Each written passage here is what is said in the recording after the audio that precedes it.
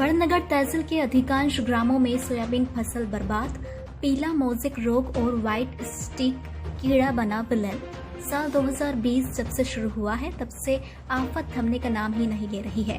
Corona का प्रकोप अभी खत्म ही नहीं हुआ था कि किसानों पर दूसरी आफत पीला मोज़ेक रोग और व्हाइट स्टिक कीड़े के रूप में आ गई। पीला मोज़ेक रोग और व्हाइट स्टिक कीड़े के कारण सोयाबीन सूखने लगी है। जब फली भराने का समय है उस समय पर बिना भराए ही फलियां सूखने लगी है, पत्ते झड़ गए हैं और सोयाबीन मानो ऐसी प्रतीत होती है कि सूख ही गई। बड़नगर तहसील के अधिकांश ग्रामीण क्षेत्र में यही हालत दिखाई देती है। जैसा कि हम देख रहे हैं ग्राम बालोदा कोरन में जितनी भी सोयाबीन हमने बोई थी और जिससे हमें पूरी उम्मीदें लग रही थी कोरोना काल में, जिससे हम आस लगाए बैठे थे कि सोयाबीन बहुत ही अच्छी है इस बार और हमें इससे यही सोयाबीन नैया पार कराएगी, लेकिन जैसे ही हमारे मुंह आता हुआ निवाला छीनता हुआ नजर आ रहा है और इसमें पीला मोज़ेक रोग और एक अंदरूनी एक कीड़ा, छोटा सा कीड़ा है जो कि फली आने की अवस्था में वहीं से सोयाबीन मतलब रोक रहा है, उसका आगे प्रवाह जो होता है वो रोक रहा है और सोयाबीन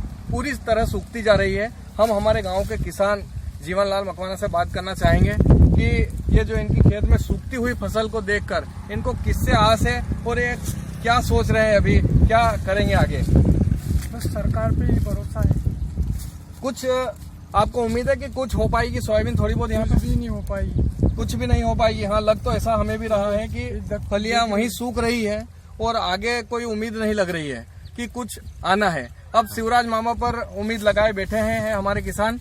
और इन पर कब छिड़काव किया था आपने? 15 दिन पहले किया था।